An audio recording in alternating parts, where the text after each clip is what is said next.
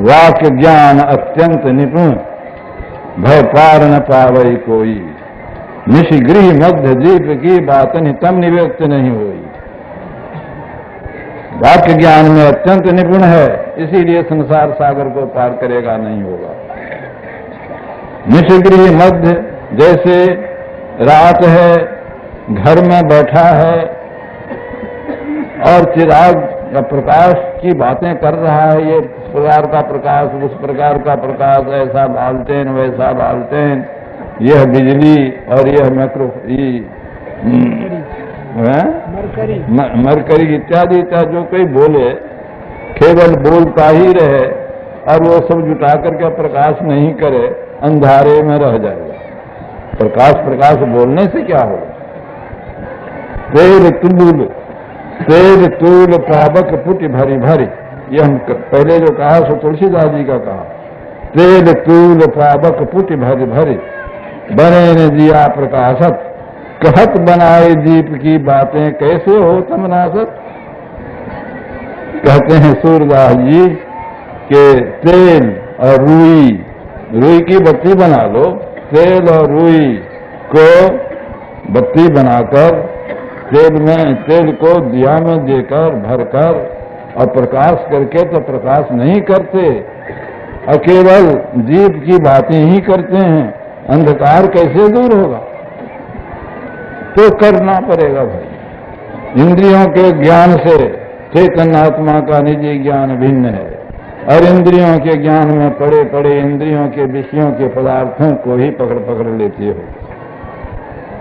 चैतन्य आत्मा में यह पकड़ नहीं होता। तो इसलिए इस ज्ञान के अनुकूल रहकर सुस्त बनने से, साधन विहीन होकर रहने से, साधन में परिश्रम करना फाजिल समझने से लाभ नहीं होगा, हरगिज लाभ नहीं होगा। ये ठीक ठीक समझ लीजिए। सब करो जैसा कि संत लोग बतावें वैसा करो। संत कहते हैं जो लोग केवल व्यक्त से ही काम लेना चाहते हैं, तो संतों ने तो जो रास्ता बतलाया है उसमें तो सब व्यक्त ही व्यक्त है। पहले स्थूल व्यक्त को वह जानता है और स्थूल व्यक्त को जानकर उसके सहारे काम करता है। बाद को गुरु की युक्ति से सूक्ष्म व्यक्त को जानता है, जो कि स्थूल ज्ञान में अव्यक्त है। स्थूल ज्ञान में जो अव्यक्त है, संतों की युक्ति का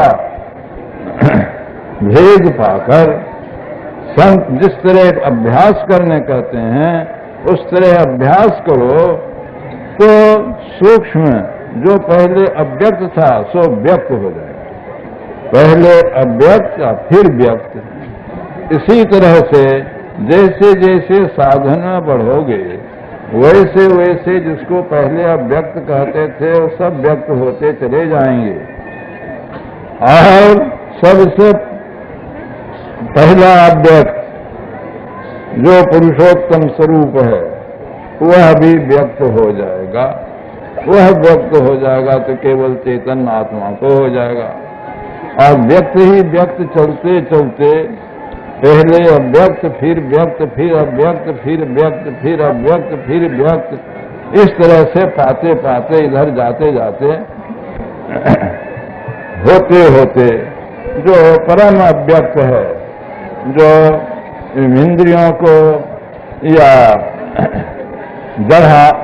जड़ सहित चेतन वृत्तियों को अव्यक्त है, वह अव्यक्त चेतन जड़ सहित चेतन वृत्तियां छूट जाएंगी और छूट कर केवल चैतन्य दशा में चेतन स्वरूप में रहकर व्यक्त परम अव्यक्त का ज्ञान प्राप्त करेगी।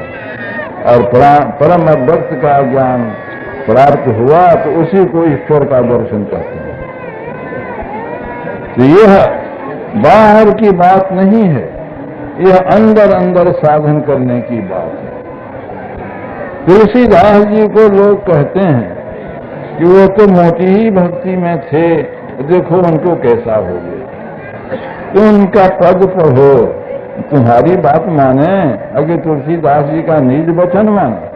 विनय पत्रिका पढ़ो, उसमें है कि यही तुम्हें हरि ज्ञान बनायो, परिहरि हृदय कमल रघुनाथ बाहर फिरत विकल भय धायो। ज्यों कुरंग कहते मृगा को, ज्यों कुरंग निज अंग रुचिर मद कस्तूरी, ज्यों कुरंग निज अंग रुचिर मद अतिमतिहीन मलन नहीं पायो। खोजत गिरि तर लता भूमि बिल परम सुगंध कहाँ से आयो। इसी तरह से मैं बार बार ढूंढा ये सुगंध कहाँ से आता है, सुगंध उसके पास में मौजूद है। इसी तरह सूरदास जी अपन को आपुन ही न पायो, शब्द ही शब्द भयो उजियारो सतगुरु भेद बतायो। ज्यों कुरंग नाभि कस्तूरी ढूंढत फिरत फुलायो, फिर चेत्यो जब चेतन हो करी आपुन ही तन छायो।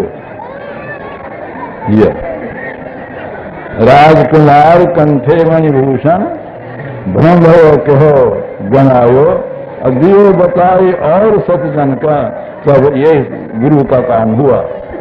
दियो बताए और सतजन तब तन को पाप न सायो। सपने माए, अरे ये संसार स्वप्नवत है, उस ख्याल से सपने माए